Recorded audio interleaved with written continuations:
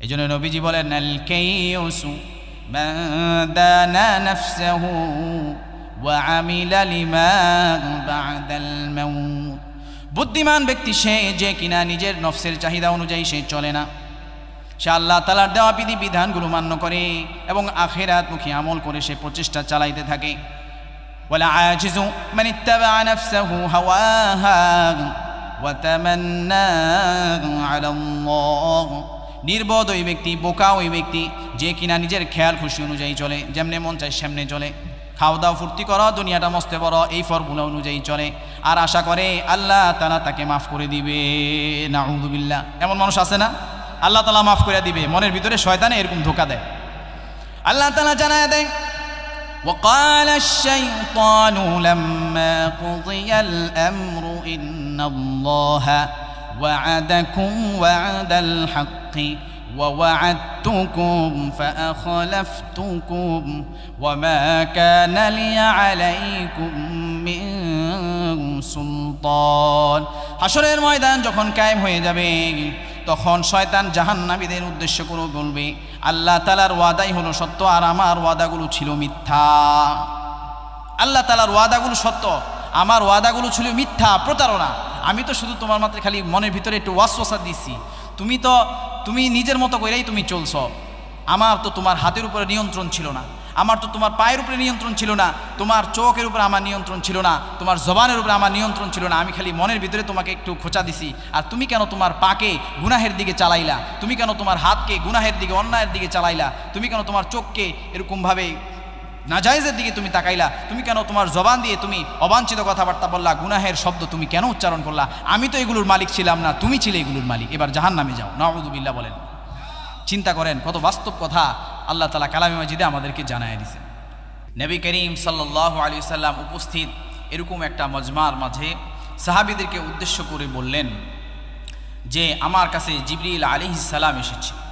আতানি জিবরিল ফাআখবারানি, আমার কাছে জিবরিল আলাইহিস সালাম এসে সুসংবাদ দিয়ে গেল, খবর দিয়ে গেল, ইন্নাল্লাহা সুবহানাহু ওয়া তাআলা ইউবাহি বিকুমুল মালাইকা, আল্লাহ তাআলা তোমরা এখানে যারা বসে আছো এদেরকে নিয়ে আরশে মহল্লায় তোমাদেরকে নিয়ে গর্ব করতেছেন, প্রশংসা করতেছেন। সুবহানাল্লাহ।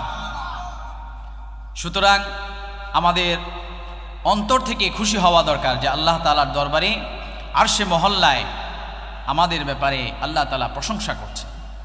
শুধু তাই নয়, হাদিসের বর্ণনায় এসেছে আল্লাহ তাআলা ফেরেশতাদেরকে উদ্দেশ্য করে বলেন, قال الله تبارك وتعالى إني أشهدكم, আল্লাহ তাআলা বলেন, ও ফেরেশতারা আমি তোমাদেরকে সাক্ষী রাখছি, আমি তোমাদেরকে সাক্ষী বানাচ্ছি, আমি আমার ওই বান্দাদেরকে ক্ষমা করে দিলাম। ইন্নী গফারতু লাহুম, আমি ওই বান্দাদেরকে আমি ক্ষমা করে দিলাম।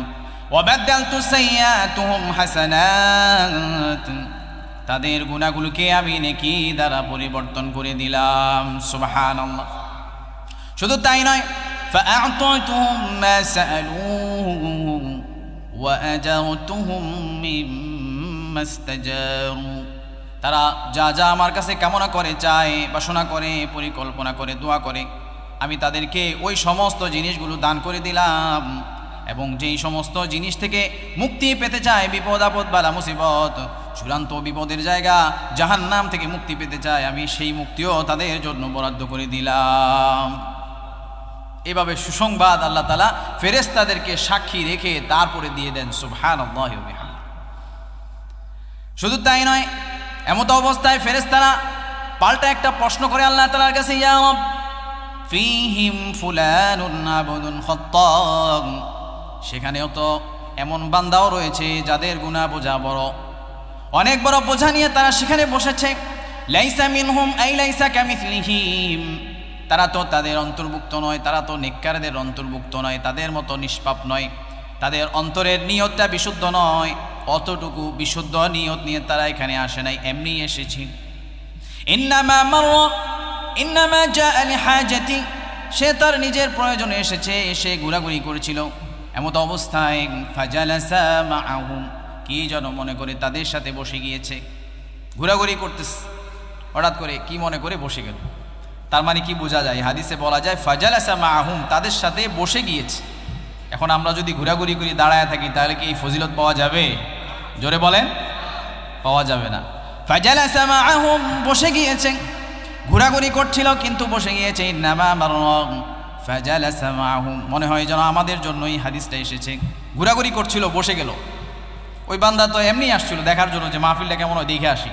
সেখানে আইসা সে কোরআনের কথা শুনবে, হাদিসের কথা শুনবে, এরকম বিশুদ্ধ তার একবারে নিয়ত ছিল না। এই দেদুল্যমান অবস্থা, এরকম মানুষ আছে না? খুব বেশি একটা আগ্রহ নাই, এমনি ঘুরঘুর করে, দেখি কি কেমন কি করে, কেমন ঢং চলে, কেমন আওয়াজ চলে।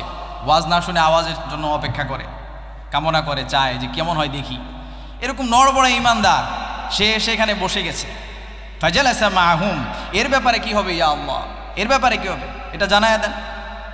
এবার আল্লাহ তাআলা ডেকে বলেন, ওয়ালাহু ক্বাদ গাফারতু হুমুল কওম হুমুল জুলাসা লা ইয়াশকা বিহিম জালিসুহুম, তার জন্য আমার ফয়সালা হলো আমি তাকেও ক্ষমা করে দিলাম। কেন ক্ষমা করে দিলাম?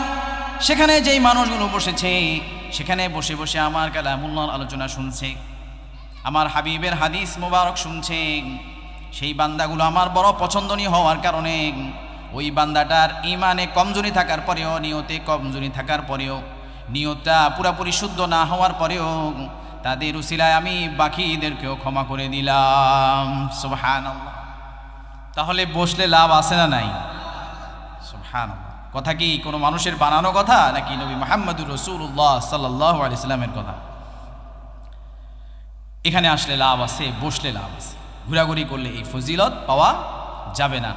যেহেতু আমার প্রসঙ্গ এই বিষয়ে না যে মাহফিলের কি উপকারিতা, আমার প্রসঙ্গ হলো যে শেষ জামানার পরিণতি। শেষ জামানার পরিণতি সম্পর্কে আমার একটা সাবজেক্ট নির্ধারণ করা হয়েছে। আমি আপনাদের সামনে শুরুতে খুতবার মাঝে নবী আলাইহিস সালামের একটা বিখ্যাত হাদিস, যেটা সহিহুল জামিআর 3240 নম্বর হাদিসে এসেছে, সেটা আমি আপনাদের সামনে পাঠ করেছি। আমরা এই হাদিস থেকে কিছু শিক্ষা গ্রহণ করার চেষ্টা করব। নবী করিম সাল্লাল্লাহু আলাইহি সাল্লাম সেখানে 5টা পয়েন্ট বলেছেন। 5টা কর্মের পরিণতি হবে 5 ধরনের। শেষ জামানায় এই 5 ধরনের যখন কর্ম দেখা দিবে, প্রবণতা দেখা দিবে, তখন এর প্রতিফল হবে 5 ধরনের। কয়টা হবে প্রতিফল? 5টা। 5টা কর্মের প্রতিফল হবে 5 ধরনের। আমরা এগুলো প্রথমে সরল অনুবাদটা শুনবো, তারপরে আমরা একটু বিস্তারিত জানার চেষ্টা করব ইনশাআল্লাহ। হাদিসটি রাইসুল মুফাসসিরিন ইবনে আব্বাস রাদিয়াল্লাহু তাআলা আনহু থেকে বর্ণিত। তিনি বর্ণনা করেন, ক্বালান নবিয়্যু সাল্লাল্লাহু আলাইহি ওয়াসাল্লাম, একদা নবী করিম সাল্লাল্লাহু আলাইহি ওয়াসাল্লাম ইরশাদ করলেন, খামসু বিখামসিন, 5 ধরনের কর্মের প্রতিফল হবে 5 ধরনের। 5 ধরনের কর্ম যখন দেখা দিবে কোনো সমাজের মাঝে, কোনো রাষ্ট্রের মাঝে, কোনো ভূখণ্ডে, কোনো এলাকায়, তখন এর প্রতিফল রিঅ্যাকশন হবে 5 ধরনের, পরিণতি হবে 5 ধরনের। সাহাবীরা আরজ করলেন, ইয়া রাসূলুল্লাহ ওয়া মা খামসু বিখামসিন, আপনি যে 5টি কর্মের কথা বলছেন, পরিণতিতে 5টি ফলাফল হবে, সেই 5 ধরনের কর্মগুলো কি আমাদেরকে জানিয়ে দেন। এবার নবী করিম সাল্লাল্লাহু আলাইহি ওয়াসাল্লাম একে করে বলা শুরু করলেন। 1 নম্বরে বললেন, মা নাকাযা কওমুনিল আহদা ইল্লা সুল্লিতা আলাইহিম আদুহুম, যে জাতির মাঝে ওয়াদা ভঙ্গের প্রবণতা, ওয়াদা অঙ্গীকার প্রতিশ্রুতি ভঙ্গের প্রবণতা ব্যাপক হয়ে যাবে, ওয়াদার খেলাফ করবে, ওই জাতির উপরে আল্লাহ তাআলা তাদের অকল্যাণকামী ক্ষমতাসীনদেরকে নিযুক্ত করে দিবে। যে জাতির মাঝে ওয়াদা ভঙ্গের প্রবণতা ব্যাপক হয়ে যাবে, ওই জাতির উপরে আল্লাহ তাআলা তাদের অকল্যাণকামী লোকদেরকে তাদের উপরে কর্তৃত্বে বসায় দিবে, অর্থাৎ তাদেরকে নেতা বানায় দিবে। কাউকে মেম্বার, কাউকে চেয়ারম্যান, কাউকে প্রধানমন্ত্রী, কাউকে রাষ্ট্রপতি, এগুলো বানায় দিবে। 2 নম্বরে বিশ্বনবী বললেন, ওয়ামা হাকামু বিগাইরি মা আনজালাল্লাহ ইল্লা ফাশা ফীহিমুল ফাকর, যে জাতির মাঝে আল্লাহ তাআলার কোরআনের বিধান উঠে যাবে, কোরআনের আইন দিয়ে বিচার ফয়সালা হবে না, রাষ্ট্র চলবে না, কোর্ট কাছারি চলবে না, ওই জাতির উপরে আল্লাহ তাআলা অভাব অনটন দারিদ্রতা চাপিয়ে দিবেন। নাউযুবিল্লাহ। 2 নম্বর।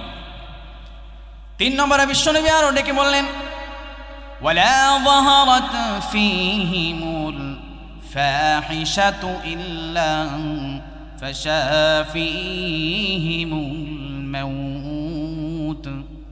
যে জাতির মাঝে অশ্লীলতা, বেহায়াপনা, নির্লজ্জতা ব্যাপক হয়ে যাবে, সয়লাভ হয়ে যাবে, আল্লাহ তাআলা ওই জাতির মাঝে আকস্মিক মৃত্যুর প্রবণতা বাড়ায়া দিবে।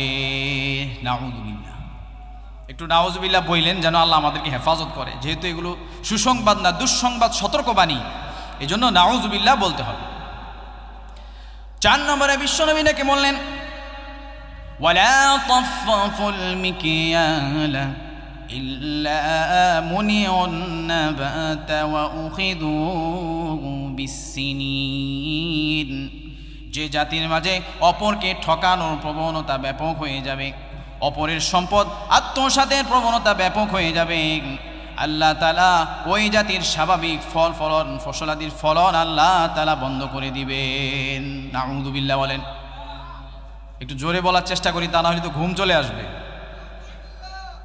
সুবহানাল্লাহ, মাশাআল্লাহ। ভাইকে আল্লাহ তাআলা বরকত দান করে, জোরে বলছে। একটু জোরে বলার চেষ্টা করতে হবে। এখানে অনেক যুবকরা আছে, বৃদ্ধরা না হয় না বলতে পারে, কিন্তু যুবকরা তো একটু আওয়াজ দিয়ে বলা দরকার।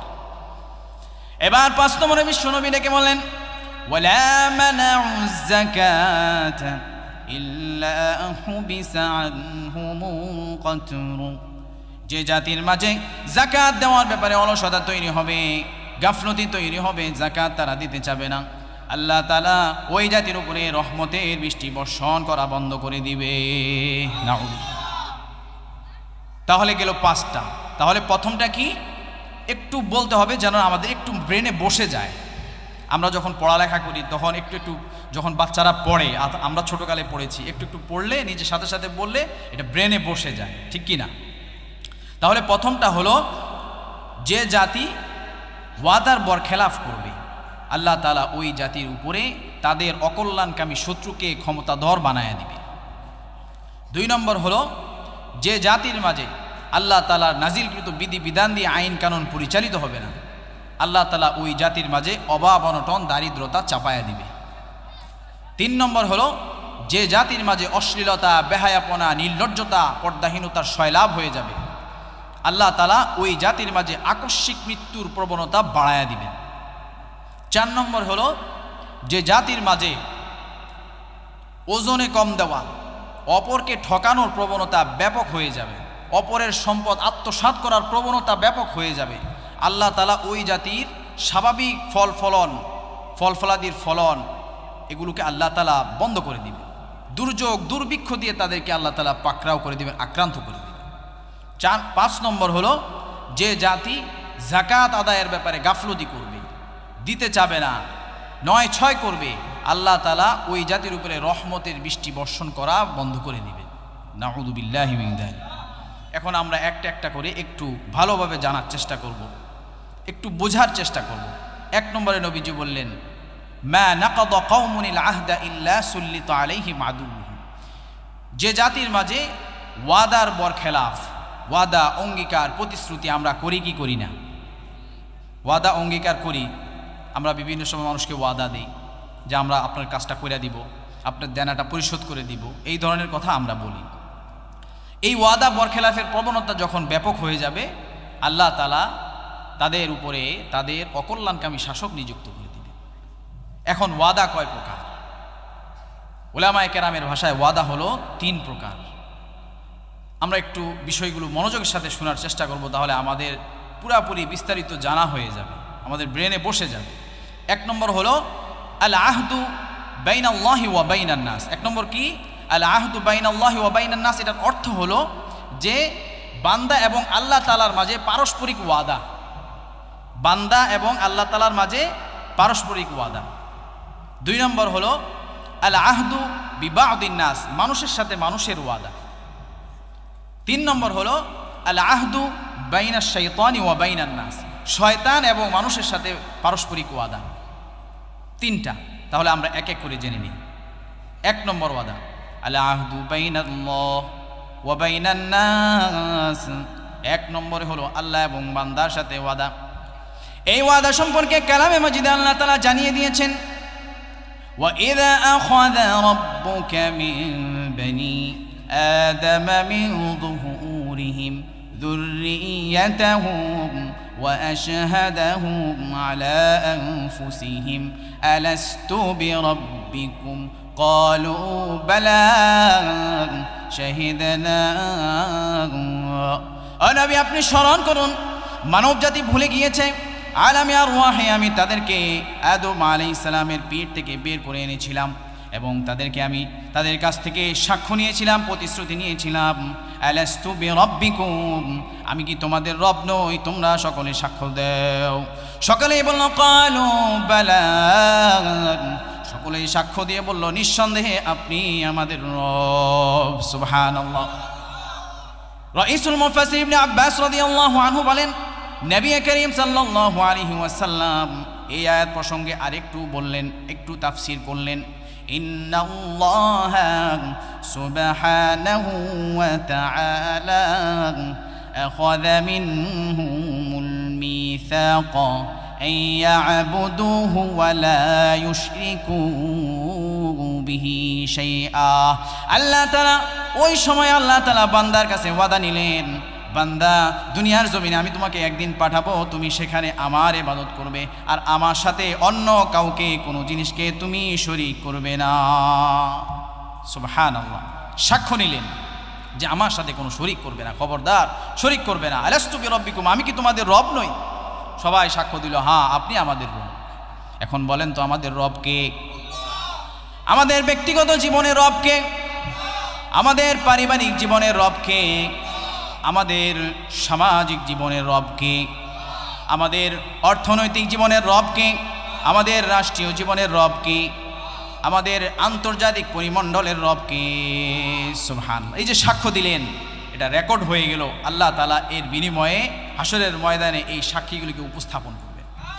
এই যে পোকামাকড়গুলো সাক্ষী দিবে, গাছগাছালি তরুলতা এগুলো সব কিছু সাক্ষী দিবে, নিশাচর প্রাণীগুলো এখন শুনতেছে, তাদের কাছে আওয়াজ যাচ্ছে, এই বান্দাগুলো সাক্ষ্য দিয়েছে।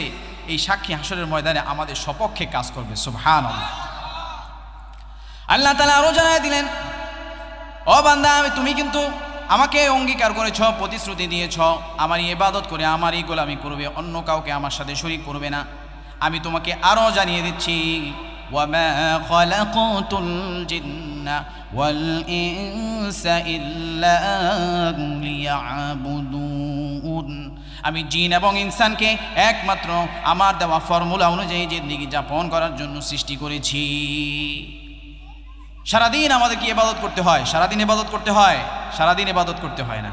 কিন্তু আল্লাহ তাআলার ওয়াদা হলো, তুমি যদি আমার দেওয়া চাক্কা চাক্কা ফরজগুলো তুমি যদি ঠিকমতো আদায় করো, 5 ওয়াক্ত নামাজ পড়ো, আমার হাবিবের সুন্নতগুলি যদি তুমি পাবন্দি করো, তুমি যেন সারাদিন ইবাদত করলে আমি তোমার আমলনামায় সারাদিনের ইবাদত লিখে দিব। সুবহানাল্লাহ। আল্লাহ তাআলা আমাদের কাছ থেকে ওয়াদা নিলেন, এবার আল্লাহ তাআলা নিজে ওয়াদা করতেছেন, ওয়া'আদাল্লাহুল মুমিনিনা ওয়াল মুমিনাতি জান্নাতিন তাজরি মিন তাহতিহাল আনহারু খালিদিনা ফিহা ومساكن طيبة في جنات عدن ورضوان من الله أكبر ذلك هو الفوز العظيم। আল্লাহ তাআলা ওয়াদা করতেছে, মুমিন মুমিনাত যারা আমার ইবাদত করবে আমি তাদেরকে চিরস্থায়ী জান্নাত দান করব, যার তলদেশে স্বচ্ছ প্রবাহমান নহর রয়েছে। আমি তাদেরকে সেই জান্নাতে ইটারনাল লাইফ, অনন্তকালের জিন্দেগি দান করব। আমি তাদের উপরে খুশি হয়ে যাব, আমি তাদের উপরে সন্তুষ্ট হয়ে যাব। এটাই হলো তাদের জন্য সবচেয়ে বড় পুরস্কার। সুবহানাল্লাহ। তাহলে দেখা গেল ওয়াদা আমরাও করছি, আল্লাহ তাআলাও করছেন। এখন এই ওয়াদা যদি আমরা রক্ষা করি, ইন্নাল্লাহা লা ইউখলিফুল মিআদ, আল্লাহ তাআলার খাতায় ওয়াদার বরখেলাপ বলতে কোনো জিনিস নাই। আল্লাহ তাআলা আমাদেরকে জান্নাত দিবেনই দিবেন যদি আমরা ওনার ওয়াদা রক্ষা করি। ঠিক কিনা বলেন? তাহলে গেল 1 নম্বর বিষয়, আল্লাহ তাআলার সাথে বান্দার পারস্পরিক ওয়াদা। এবার আসুন, দুনিয়াতে আমরা যে পরস্পর ওয়াদা করি, এটাকে বলে আল আহদু বিবাউদিন নাস, মানুষের পারস্পরিক ওয়াদা। আমরা ওয়াদা করি কি করি না? অমুক দিনে আপনার কাজটা আমি কইরা দিব, অথবা আপনি আমার কাছে টাকা পান, অমুক দিনের মাঝে আমি আপনার টাকা দিয়া দিব। এই ওয়াদা বরখেলাফ করে এমন মুসলমান আছে না নাই? এমন মুসলমান আছে। তার জন্য সুসংবাদ নাই, তার জন্য দুঃসংবাদ আছে। আল্লাহ তাআলা মুহাব্বত করে ডেকে বললেন, ওয়াউফু বিল আহদি ইন্নাল আহদা কানা মাসউলা। ও বান্দা, তুমি যে ওয়াদা করো, অঙ্গীকার করো, প্রতিশ্রুতি দাও, এই ওয়াদা অঙ্গীকার প্রতিশ্রুতিগুলো তুমি ঠিক মতো আদায় করবে। কেননা এই ওয়াদা অঙ্গীকার প্রতিশ্রুতিগুলির ব্যাপারেও তোমাকে হাসরের ময়দানে জিজ্ঞেস করা হবে। মনে করছে ওয়াদা করছি, ভাঙ্গা ফেলাইলাম, দূর কে দেখলো, আমার ক্ষমতা আছে, আমি না দিলে না দিলাম, এরকম করলে হবে না, আমাদেরকে জিজ্ঞেস করা হবে। আল্লাহ তাআলা সতর্ক করে দিবেন। এখন আমাদের মাঝে দেখা যায় নামাজি কালামি কিন্তু ওয়াদার বরখেলাফ করে, এমন মানুষ আছে না? আল্লাহর হাবিব সাল্লাল্লাহু আলাইহি সাল্লাম জানাই দিয়েছেন যে কারো ভিতরে যদি ওয়াদা বরখেলাফের প্রবণতা থাকে, অভ্যাস থাকে, তাহলে বুঝে নাও এটা তার ভিতরে একটা মুনাফিকের আলামত। কিসের আলামত? মুনাফিকের আলামত। আয়াতুল মুনাফিকি সালাসুন, মুনাফিকের আলামত হলো তিনটি।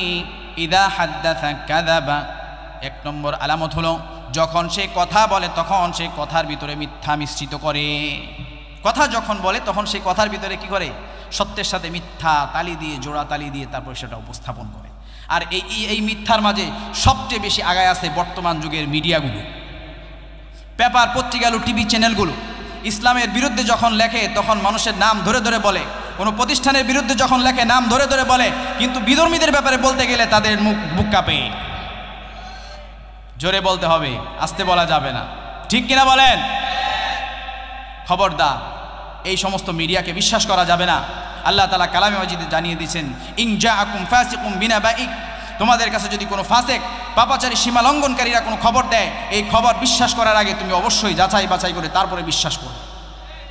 যখন মুসলিমদের ব্যাপারে কোনো অপবাদ আসে, তুমি প্রথমে বলবে যে না, মুসলিমরা এটা করতে পারে না, আমি যাচাই বাছাই করে তারপরে সিদ্ধান্তে উপনীত হব, আগেই তুমি বিশ্বাস করবে না। এজন্য সাবধান হতে হবে। আমরা দেখেছি কি হয়েছে ইদানিংকালে। আল্লাহ তাআলা আমাদেরকে বুঝার তৌফিক দান করেন। তাহলে ওয়াদার বরখেলাফ আমাদের মাঝে আছে, এটা আমাদের মাঝে কি রাখা যাবে না। যখন বলে মিথ্যা বলে, কথা যখন বলে মিথ্যা বলে, ওয়া ইযা ওয়া'আদা খুলাফা, যখন ওয়াদা করে ওয়াদার বরখেলাফ করে, এটাও মুনাফিকের আলামত। ওয়া ইযা তুমিনা খানা, যখন তার কাছে আমানত রাখা হয় তখন সে আমানতের খেয়ানত করে, এটা মুনাফিকের আলামত। এখন আমি চিন্তা ভাবনা করে দেখি, নিজের সমালোচনা আমি নিজে করি যে আমার ভিতরে এই জিনিসগুলো আছে কিনা। থাকলে আজকেই আমি সেটাকে বাদ দিয়ে দেই, আল্লাহর কাছে সাহায্য চাই যে আল্লাহ, আমি তো মিথ্যা বলে ফেলি, গোপনে নিবৃতে নিশিরাতে তাহাজ্জুদ নামাজ পড়ে আল্লাহর কাছে কান্নাকাটি করি। তোমার বহু বান্দা আছে সারা জিন্দেগি কোনো মিথ্যা কথা বলে নাই, এমন বান্দা আছে না নাই? এমন মানুষ আছে না নাই? আমি কেন আল্লাহর কাছে দোয়া করতে পারবো না? দোয়া করতে কি টাকা লাগে নাকি? হুজুরে ভাড়া করে না তারপর দোয়া করা লাগবে? লাগবে না। আপনি নিশিরাতে দাঁড়াবেন, আল্লাহর দরবারে 2 রাকাত নামাজ পড়বেন, বলবেন আল্লাহ, আমি তো জানি আমি মিথ্যা কথা বলি, তোমার দুনিয়ার ভিতরে বহু বান্দা আছে যারা জীবনে একটা মিথ্যা কথা বলে নাই, তুমি আমাকে তার মতো বানায় দাও। হাসরের ময়দানে এই বান্দা যখন মিথ্যার জন্য গ্রেপ্তার হবে তখন সে একটা কিছু বলার সুযোগ পাবে। আল্লাহ, আমি আপনার কাছে নিশিরাতে চাইছিলাম, কান্না করছিলাম, কিন্তু আপনি আমাকে যেভাবে দিয়েছেন এইভাবেই হয়েছে, আমি বারবার চেষ্টা করছি, হয় নাই, আপনি আমাকে মাফ করে দেন। বলার সুযোগ থাকবে কি থাকবে না? সুযোগ থাকবে। আর যদি আমি না চাই আল্লাহর কাছে কিছু বলতে পারবো? সোজা জাহান্নামে চলে যেতে হবে, আর বলার কোনো উপায় থাকবে না। এই জন্য আল্লাহর কাছে সব কিছু চাইতে হয়। আমার ভিতরে থাকা নিফাকি, আমার ভিতরে থাকা ওয়াদার বরখেলাফের প্রবণতা, আমার ভিতরে থাকা আমানতের খেয়ানতের প্রবণতা, সমস্ত জিনিস আল্লাহর কাছে চাই আমি সংশোধন করে নেওয়ার চেষ্টা করবো। ঠিক আছে ইনশাআল্লাহ? আল্লাহ তাআলা কবুল করুন। তাহলে গেল কি, যে মানুষের মাঝে মানুষের পারস্পরিক ওয়াদা, এটা গেল। তারপরে 3 নম্বরে যেটা আসে সেটা হলো আল আহদু বাইনা শাইতানি ওয়া বাইনান নাস। 3 নম্বর হলো যে শয়তান এবং বান্দার মাঝে, মানুষের মাঝে ওয়াদা। এখন বলবেন এটা আশ্চর্যজনক ব্যাপার, এটা তো কোনোদিন শুনি নাই। আল্লাহ তাআলা কালামে মাজিদে আমাদেরকে জানাই দিয়েছেন। আল্লাহ তাআলা কালামে মাজিদে আমাদেরকে বহু জিনিস জানাই দিয়েছেন। আমরা যদি সেগুলোকে অনুসরণ করি তবে আমরা দিনের উপরে চলতে পারবো এবং বুঝতে পারবো শয়তানের চক্রান্ত কি, আমার কোথায় ভুল আছে, ত্রুটি আছে। এই জন্য আল্লাহ তাআলার কালামে মাজিদ জানার জন্য এরকমভাবে এই মাহফিলে আসার এগুলোর কোনো বিকল্প নাই। এবার আমরা জেনে নেই যে শয়তান কি করে। আল্লাহ তাআলা কালামে মাজিদে বলেন, ইয়াঈদুহুম ওয়া ইউমান্নিহিম ওয়া মা ইয়াঈদুহুমুশ শাইতানু ইল্লা গুরুরা। শয়তান মানুষের অন্তরে কুমন্ত্রণা দেয়, অঙ্গীকার ওয়াদা করে, প্রতিশ্রুতি দেয়। তার প্রতিশ্রুতিগুলো হলো মিথ্যা। ওয়ামা ইয়াইদুহুমুশ শাইতানু ইল্লা গুরুরা। সেই যত ধরনের কুমন্ত্রণা দেয় অন্তরে, এগুলো সুনিশ্চিতভাবে মিথ্যা, এগুলো সত্য হওয়ার কোনো সম্ভাবনা নাই। আল্লাহ তাআলা জানায় দিলেন, শয়তান মনের ভিতরে ওয়াসওয়াসা দেয়, প্রতিশ্রুতি সৃষ্টি করে, খাও দাও ফুর্তি করো, দুনিয়াটা মস্ত বড়। এরকম খেয়াল আসে কি আসে না? যা আছে সব করো, হালাল হারামের বাউন্ডারি মানার কোনো প্রয়োজন নাই, দুনিয়াটা মস্ত বড়, বহুত দিন বাইচা থাকবা, এরকম প্রতিশ্রুতি অন্তরে পয়দা করে দেয়। এই জন্য নবীজি বলেন, আল কাইয়ুসু মান দানা নাফসাহু ওয়া আমিলা লিমা বা'দাল মাউত। বুদ্ধিমান ব্যক্তি সে যে কিনা নিজের নফসের চাহিদা অনুযায়ী সে চলে না, সে আল্লাহ তাআলার দেওয়া বিধিবিধানগুলো মান্য করে এবং আখিরাতমুখী আমল করে সে প্রচেষ্টা চালাইতে থাকে। ওয়ালা আজিজু মান ইত্তাবা নাফসাহু হাওয়াহা ওয়া তামান্না আলা আল্লাহ। নির্বোধ ওই ব্যক্তি, বোকা ওই ব্যক্তি যে কিনা নিজের খেয়াল খুশি অনুযায়ী চলে, যেমনে মন চায় সেমনে চলে, খাও দাও ফুর্তি করো, দুনিয়াটা মস্তে বড়, এই ফর্মুলা অনুযায়ী চলে, আর আশা করে আল্লাহ তাআলা তাকে মাফ করে দিবে। নাউযুবিল্লাহ, এমন মানুষ আছে না? আল্লাহ তাআলা মাফ করে দিবে, মনের ভিতরে শয়তানে এরকম ধোঁকা দেয়। আল্লাহ তাআলা জানায় দেয়, وقال الشيطان لما قضي الأمر إن الله وعدكم وعد الحق ووعدتكم فأخلفتكم وما كان لي عليكم من সুলতান। হাসরের ময়দান যখন কায়েম হয়ে যাবে, তখন শয়তান জাহান্নামীদের উদ্দেশ্য করে বলবে, আল্লাহ তাআলার ওয়াদাই হলো সত্য আর আমার ওয়াদাগুলো ছিল মিথ্যা। আল্লাহ তাআলার ওয়াদাগুলো সত্য, আমার ওয়াদাগুলো ছিল মিথ্যা, প্রতারণা। আমি তো শুধু তোমার মাত্র খালি মনের ভিতরে একটু ওয়াসওয়াসা দিছি, তুমি নিজের মতো করেই তুমি চলছো। আমার তো তোমার হাতের উপরে নিয়ন্ত্রণ ছিল না, আমার তো তোমার পায়ের উপরে নিয়ন্ত্রণ ছিল না, তোমার চোখের উপরে আমার নিয়ন্ত্রণ ছিল না, তোমার জবানের উপরে আমার নিয়ন্ত্রণ ছিল না। আমি খালি মনের ভিতরে তোমাকে একটু খোঁচা দিছি, আর তুমি কেন তোমার পাকে গুনাহের দিকে চালাইলা? তুমি কেন তোমার হাতকে গুনাহের দিকে, অন্যায়ের দিকে চালাইলা? তুমি কেন তোমার চোখকে এরকমভাবে নাজায়েজের দিকে তুমি তাকাইলা? তুমি কেন তোমার জবান দিয়ে তুমি অবাঞ্ছিত কথাবার্তা বললা, গুনাহের শব্দ তুমি কেন উচ্চারণ করলা? আমি তো এগুলোর মালিক ছিলাম না, তুমি ছিলে এগুলোর মালিক, এবার জাহান্নামে যাও। নাউযুবিল্লাহ বলেন। চিন্তা করেন কত বাস্তব কথা আল্লাহ তাআলা কালামে মাজিদে আমাদেরকে জানায় দিয়েছে।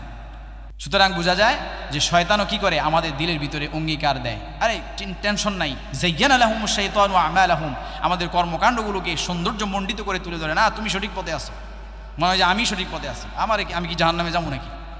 জাহান্নামের সার্টিফিকেট হুজুরে লয়ে বইছে নাকি? আমি কই যাবো এটা তো আমি আল্লাহ তাআলাই ভালো জানে, এভাবে বলে।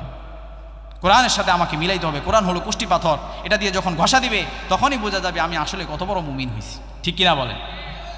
তাহলে এই হইল ওয়াদার ব্যাপার। আল্লাহ তাআলা ওয়াদার ব্যাপারে আরো অনেক গুরুত্ব আরোপ করেছেন। হে ঈমানদারেরা, তোমরা ওয়াদাকে পালন করো। ইয়া আইয়ুহাল্লাযীনা আমানু আউফু বিল উকুদ, হে আমার ঈমানদারেরা, তোমরা তোমাদের কৃত ওয়াদা অঙ্গীকারগুলো তুমি পালন করো। ওয়া আউফু বিআহদিল্লাহি ইযা আহাদতুম, আল্লাহর নামে তোমরা যখন ওয়াদা করো, অঙ্গীকার করো, কাউকে প্রতিশ্রুতি দাও, এই ওয়াদা অঙ্গীকার প্রতিশ্রুতিগুলি তুমি সঠিকভাবে আদায় করো।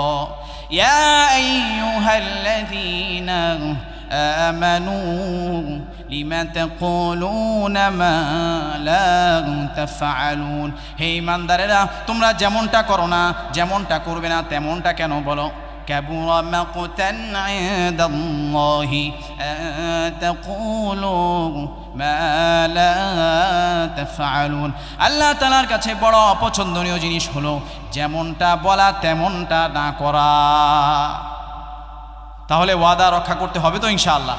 আল্লাহ তাআলার সাথে ওয়াদা রক্ষা করতে হবে, মানুষের সাথে ওয়াদা রক্ষা করতে হবে, শয়তানের সাথে ওয়াদা রক্ষা করা যাবে? রক্ষা করা যাবে না। অর্থাৎ একটা ভঙ্গ করতে হবে আর দুইটা রক্ষা করতে হবে। আল্লাহ তাআলা আমাদেরকে তৌফিক দান করেন। তাহলে গেল 1 নম্বর পয়েন্ট। 2 নম্বরে কি বলছিলাম? 2 নম্বর পয়েন্ট, আল্লাহ তাআলা নাজিলকৃত বিধান দিয়ে যে জাতির ভিতরে ফয়সালা হবে না, ওই জাতির উপরে আল্লাহ তাআলা অভাব অনটন,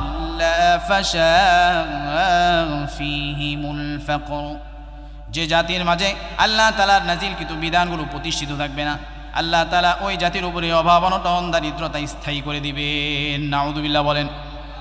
এবার আসুন একটু জেনে নেই, বলেন তো আমাদের মাঝে কি আল্লাহ তাআলার নাজিলকৃত বিধান অনুযায়ী বিচার ফয়সালা হয়? বিচার ফয়সালা হয়? আল্লাহ তাআলার বিধান লঙ্ঘনের প্রবণতা আমাদের মাঝে আছে না নাই? আল্লাহ তাআলার নাজিলকৃত বিধান দিয়ে আমাদের রাষ্ট্রটা চলে না। এটা আমাদের জন্য দুঃখজনক বিষয়। মুসলমানদের এই দেশে আল্লাহ তাআলার বিচার ফয়সালা দিয়েই চলবে, এটা হচ্ছে কাম্য।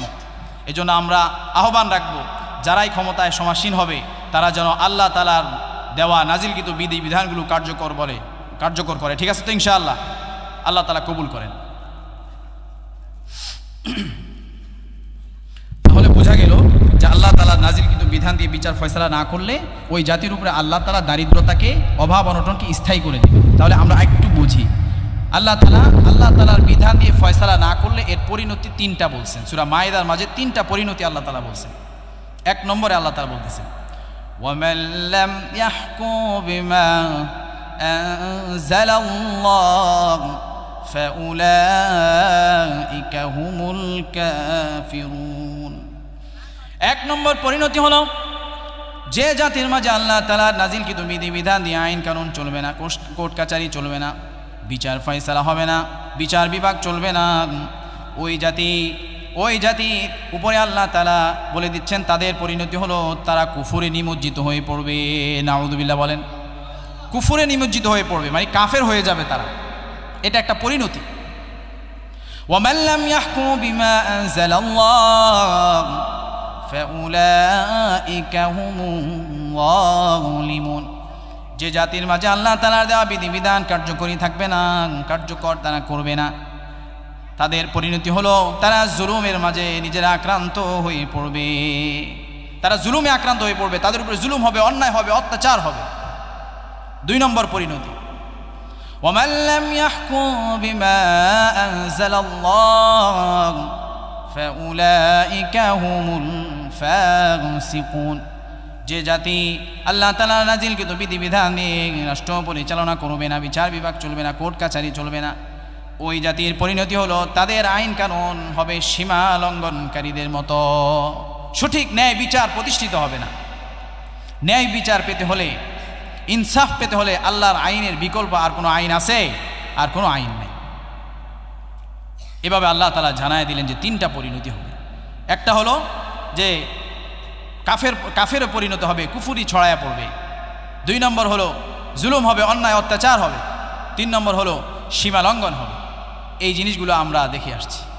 আল্লাহ তাআলা এই জাতিকে এই 3 পরিণতি থেকে উদ্ধার করেন। সকলে বলি আমিন।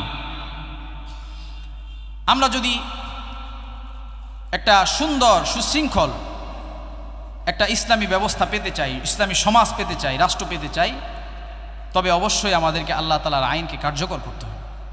নবী করিম সাল্লাল্লাহু আলাইহি ওয়াসাল্লাম ইসলামকে এবং রাষ্ট্র ব্যবস্থাকে 2 ভাইয়ের সাথে তুলনা করছেন, একে অপরের সহযোগী। নবী করিম সাল্লাল্লাহু আলাইহি ওয়াসাল্লাম হাদিসে কারিমায় বলেন, ইন্নাল ইসলামা ওয়াস সুলতানা আখাওয়ানি তাওআমান। ইসলাম এবং রাষ্ট্রযন্ত্র হলো 2টি যমজ ভাইয়ের মতো। লা ইয়াসলুহু আখির ওয়াহিদুম মিনহুমা ইল্লা বিসাহিবিহি। একটি অপরটিকে ছাড়া পূর্ণাঙ্গভাবে চলতে পারে না, একটি অপরটিকে ছাড়া পূর্ণাঙ্গ চলতে পারে না। আল ইসলামু ওয়াস-সুন ওয়াস-সুলতানু হারিসুন। ইসলাম হলো মূল ভিত্তি, মূল কাঠামো। এটা যদি না থাকে তবে কোনো কিছুরই অস্তিত্ব থাকবে না। ওয়াস-সুলতানু হারিসুন। রাষ্ট্র ব্যবস্থা হলো ওই মূল ভিত্তির পাহারাদার। যদি পাহারাদার না থাকে, যেই জিনিসের পাহারাদার না থাকে ওই জিনিস ক্ষতিগ্রস্ত হয়ে যায়, সেটাও চলতে পারে না। কত সুন্দরভাবে নবীজি জানায় দিলেন যে ইসলাম হলো মূল ভিত্তি, মূল কাঠামো, আর রাষ্ট্র ব্যবস্থা হলো তার পাহারাদার। যখন এই 2টা সমন্বিতভাবে চলবে তখনই ইসলামের সুফল মুসলিম সহ এমনকি বিধর্মীরাও সেই সুযোগ লাভ করবে। সুবহানাল্লাহ। এই জন্য ইসলামী আইন খুব জরুরি। এই পৃথিবীকে ১৫০০ বছর ইসলাম শাসন করেছে, সেখানে বিধর্মীরাও ছিল, কিন্তু ইতিহাস থেকে পাওয়া যায় না সেখানে জুলুম হয়েছিল। বরঞ্চ আমরা যে ইতিহাস পাই যে ইহুদি যখন নালিশ নিয়ে গেল, সেখানে বড় সাহাবী আলী রাদিয়াল্লাহু আনহুর বিপক্ষে রায় চলে গেল। আমরা এরকম অসংখ্য অগণিত নমুনা মিসাল আমরা পাব। এই জন্য ইসলাম যখন কায়েম হবে তখন মুসলিমরাও সুখে থাকবে, বিধর্মীরাও সুখে থাকবে। আর এতে কি হবে, আল্লাহ তাআলা আমাদের মাঝে যে দারিদ্রতা স্থায়িত্ব করার যে আল্লাহ তাআলা হুমকি দিয়েছেন সেটা আল্লাহ তাআলা আমাদের থেকে তুলে নেবেন। নবী করিম সাল্লাল্লাহু আলাইহি সাল্লাম ইসলাম অনুযায়ী শাসন না করার পরিণতি সম্পর্কে হাদিসে বর্ণনা করেছেন। এর মাঝে গুরুত্বপূর্ণ একটা হাদিস আপনাদের সামনে তুলে ধরতে চাই। নবী করিম সাল্লাল্লাহু আলাইহি সাল্লামের একজন সাহাবী, বিখ্যাত সাহাবী কাব ইবনে উজরা, নবী করিম সাল্লাল্লাহু আলাইহি সাল্লাম কাব ইবনে উজরাকে ডেকে একবার নসিহত করলেন, কিছু কথা শোনালেন। আন কাব ইবনে উজরা রাদিয়াল্লাহু আনহু قال قال رسول الله صلى الله عليه وسلم يا كعب بن عجرة أعاذك الله من إمارة السفهاء। ও আমার প্রিয় সাহাবী কাব ইবনে উজরা, আমি আল্লাহ তাআলার কাছে নির্বোধদের শাসন ব্যবস্থা থেকে তোমার জন্য পানা চাই। কাব ইবনে উজরা রাদিয়াল্লাহু আনহু জিজ্ঞেস করলেন, ইয়া রাসূলুল্লাহ ওয়া মা ইমারাতুস সুফাহা, নির্বোধদের শাসন ব্যবস্থা কি যদি একটু ব্যাখ্যা করে বলেন। নবী করিম সাল্লাল্লাহু আলাইহি ওয়াসাল্লাম এবার ডেকে বললেন, ইয়া কাব ইবনে উজরা ইন্নাল উমারা ইয়াকুনুনা বা'দি, আমার পরে কিছু ক্ষমতাধর লোকেরা আসবে, রাষ্ট্র ব্যবস্থার কর্ণধারেরা দুনিয়ার জমিনে তারা আগমন করবে। লা ইয়াকতাদুনা বিহাদিহি, তারা আমার দেওয়া পথ পদ্ধতি পন্থা তারা অবলম্বন করবে না, তারা মানুষের দেওয়া পথ পদ্ধতি পন্থা অবলম্বন করবে। ওয়ালা ইয়াস্তান্নুনা বিসুন্নতি, তারা আমার দেওয়া সুন্নতি নববী পদ্ধতি অনুসরণ করবে না, আমার সুন্নতকে তারা অনুসরণ করবে না, তারা আমার সুন্নতের খেলাফ ভিন্ন পথে তারা চলবে। এভাবে নবীজি ডেকে বললেন। নবী করিম সাল্লাল্লাহু আলাইহি ওয়াসাল্লাম আরো ডেকে বললেন, আলা আন্না রাহাল ইসলামি দাইরাতুন, ও আমার সাহাবীরা শুনে নাও, ইসলামের চাকাটা ঘূর্ণায়মান থাকবে, ইসলাম চলমান থাকবে, ইসলাম থেমে যাবে না। আলা আন্না রাহাল ইসলামি দাইরাতুন ফাদুরু মাআল কিতাবি হাইসু দার, যতদিন তুমি জীবিত থাকবে ততদিন ইসলামকে ধরে ঝুলে থাকবে, কখনোই খবরদার ইসলামকে ছেড়ে দিবে না। আলা ইন্নাহু সায়াকুনু আলাইকুম উমারা, খুব শীঘ্রই এমন আমির উমারারা আসবে, এমন কর্তৃত্বশীল নেতৃস্থানীয় ব্যক্তিবর্গ আসবে, ইয়াকুদুনা লিআনফুসিহিম মা লা ইয়াকুদুনা লাকুম, তারা নিজেদের জন্য আইন কানুন বানাবে, নিজেদের স্বার্থটাকে অগ্রাধিকার দিবে, তোমাদের জন্য তারা আইন কানুন বানাবে না, তোমাদের স্বার্থকে অগ্রাধিকার তারা দিবে না। খবরদার তোমরা তাদের অনুগামী হবে না, তাদের অনুসরণ করবে না। ইন আসাইতুমুহুম কাতালুকুম ওয়া ইন আতাতুমুহুম আদাল্লুকুম, যদি তোমরা তাদের অনুসরণ করো তবে তারা তোমাদেরকে পথভ্রষ্ট করবে, আর যদি তোমরা তাদের বিরোধিতা করো এমন হতে পারে তোমাদেরকে তারা হত্যা করবে, জেল দিবে, জুলুম দিবে, অন্যায় করবে, অত্যাচার করবে। এরকম নমুনা আছে না নাই? আল্লাহ আমাদেরকে হেফাজত করেন। এভাবে সাবধান করে দিলেন। এবার বিশ্বনবী আবার ডেকে বললেন, ইয়া কাব ইবনে উজরা, ও কাব ইবনে উজরা, শুনে নাও, যারা আমার পথ পদ্ধতি পন্থা অবলম্বন করবে না তাদের পরিণতি তো অনেক ভয়াবহ। তবে তাদের অনুসারী যারা লা ইয়াকতাদুনা বিহাদিহি ওয়া লা ইয়াস্তান্নুনা বিসুন্নতি, যারা আমার পথ পদ্ধতি সুন্নতকে অবলম্বন করবে না, আমার সুন্নতের খেলাফ চলবে, আমার সাথে তাদের কোনো সম্পর্ক নাই। ওয়ালা ইয়ারিদু আলাইয়া হাউদি, তারা আমার হাউজে কাউসারের নিকটে আসতে পারবে না, পানি পান করবে তো দূরের কথা, নাউযুবিল্লাহ। তারা হাউজে কাউসারের পানি পান করবে তো দূরের কথা, তারা আমার হাউজে কাউসারের কাছেও আসতে পারবে না। ফামান লাম ইউসাদ্দিকুহু বিকাযিবিহিম ওয়া আ'আনাহুম আলা যুলমিহিম, তাদের মিথ্যা প্রতারণা ধোঁকাগুলোকে যারা সত্যায়ন করবে, তাদের জুলুম অন্যায় অত্যাচারের সমর্থন যারা দিবে, তারা ফাউলাইকা লাইসু মিন্নি ওয়া লাস্তু মিনহুম, তারা আমার উম্মতের কেউ নয়, আমিও তাদের কেউ নই। অর্থাৎ এই ধরনের কর্মকাণ্ড যখন হবে তখন নবী করিম সাল্লাল্লাহু আলাইহি ওয়াসাল্লাম তাদের থেকে সম্পর্ক ছিন্ন করে দিচ্ছেন। আল্লাহ তাআলা এই ধরনের পরিস্থিতি থেকে আমাদেরকে হেফাজত করেন বলে আমিন।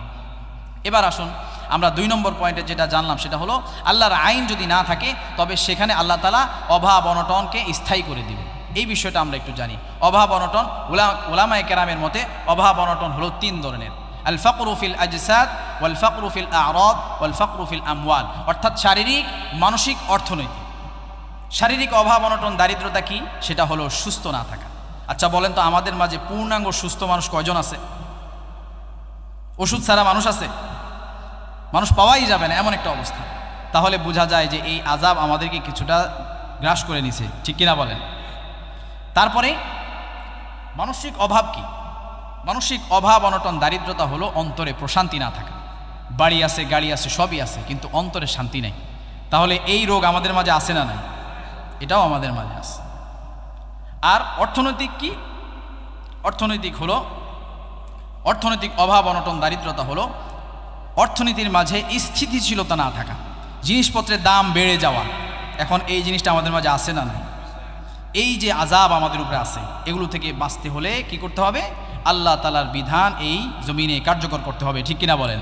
আল্লাহ তাআলা তৌফিক দান করেন। এবার আসুন আমরা 3 নম্বর যে পয়েন্ট সেটা একটু শুনি।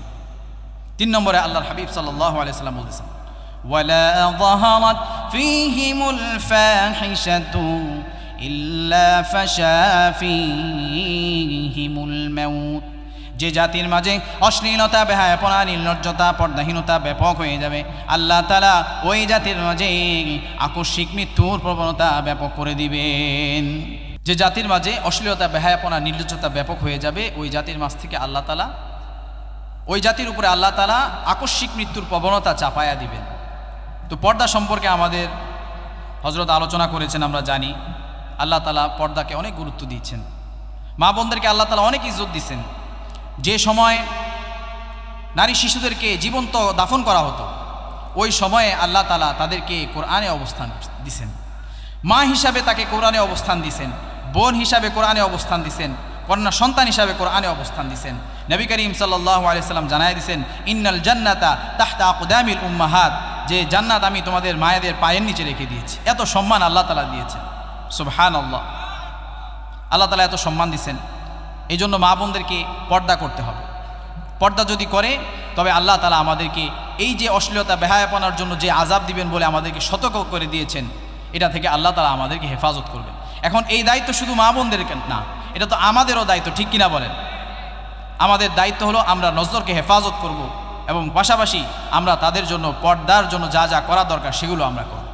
আল্লাহ তাআলা কালামে মাজিদে বলেন, ইয়া আইয়ুহাল্লাযীনা আমানু কু আনফুসাকুম ওয়া আহলিকুম নারা।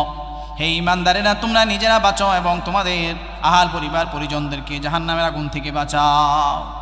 সাবধান করে দিয়েছেন। আর যদি এই সাবধান বাণী আমরা না শুনি, আমাদের মা বোনেরা যদি না শুনে, তাহলে তাদের কি পরিণতি হবে? নবী করিম সাল্লাল্লাহু আলাইহি সাল্লাম হাদিসে কারিমায় বলেন, সিনফানি মিন আহলিন নারি লাম আরাহুমা। 2 ধরনের জাহান্নামীদেরকে আমি এখনো দেখিনি, আমার জীবদ্দশায় তারা আসেনি। 1 নম্বরে হলো মাআহুম সিয়াতুন কাযনাবিল বাকরি, কওমুন মাআহুম সিয়াতুন কাযনাবিল বাকরি ইয়াদরিবুনা বিহান নাস। এমন জাতির আগমন হবে যাদের কাছে একটি ছড়ি থাকবে, জুলুমের ছড়ি, অর্থাৎ জুলুমের ক্ষমতার ছড়ি। সেটা সর্বদা সতেজ থাকবে, সর্বদা উদ্গ্রীব হয়ে থাকবে গরুর লেজের মতো। কিভাবে কাকে ধরা যায়, কাকে মারা যায়, এমন তাদের অবস্থা হবে। এমন জাতির আগমন হবে, মুসলমানদের উপরে তারা জুলুম করবে। এই জাতিকে আমি দেখি নাই, এরা জাহান্নামী। 2 নম্বরে যেই জাতিদেরকে আমি দেখি নাই, যেই শ্রেণীকে আমি দেখি নাই, ওয়ানিসাউন কাসিয়াতুন আরিয়াত মুমিলাতুম মাইলাত লা ইয়াদখুলনাল জান্নাহ ওয়ালা ইয়াজিদনা রিহাহা ওয়া ইন্না রিহাহা লাইউজাদু মিন মাসিরাতি 500 আমিন। এবং ওই শ্রেণীর নারীদেরকে আমি এখনো দেখিনি যারা কিনা পোশাক আচ্ছাদিত উলঙ্গ থাকবে, অর্থাৎ তারা পোশাক পরার পরেও মনে হবে যেন তারা উলঙ্গ। তাদের আকর্ষণীয়, তাদের আকৃষ্ট করার মতো অঙ্গগুলো ভিজিবল থাকবে, দৃশ্যমান থাকবে এমন ধরনের পোশাক আচ্ছাদিত নারীদেরকে আমি দেখিনি। তাদের আরেকটা আলামত হলো তারা মানুষকে আকৃষ্ট করার জন্য তাদের খোপাগুলো উঁচু উঁচু হবে, তারা নিজেরাও পরপুরুষের প্রতি আকৃষ্ট হবে, পরপুরুষও তাদের প্রতি আকৃষ্ট হবে। এই ধরনের নারীরা হলো জাহান্নামী। শুধু জাহান্নামী নয়, তারা কখনোই জান্নাতের সুঘ্রাণ পাবে না, অথচ জান্নাতের সুঘ্রাণ 500 বছর দূরত্ব থেকেও পাওয়া যায়। এই জন্য মা বোনদের জন্য সতর্কবাণী এটা, যে আমরা নিজেদেরকে পর্দার ভিতরে রাখব। আর যদি এরকমভাবে আমাদের সমাজটা সুন্দর হয়ে যায়, এই যে সতর্কবাণীগুলো বলা হয়েছে, প্রথম হলো ওয়াদার বরখেলাফ করা, 2 নম্বর হলো আল্লাহর নাজিলকৃত বিধান দিয়ে ফয়সালা না করা, 3 নম্বর হলো পর্দা পশিদা না থাকা, 4 নম্বর হলো অপরকে ঠকানো, 5 নম্বর হলো জাকাত না দেওয়া। এই যে এগুলো বলা হয়েছে, এই জিনিসগুলোর ব্যাপারে যদি আমরা সতর্ক হয়ে যাই, তবে আল্লাহ তাআলার জমিনে আল্লাহ তাআলা শান্তি এবং রহমত বরকত দিয়ে আমাদেরকে ভরপুর করে দিবেন।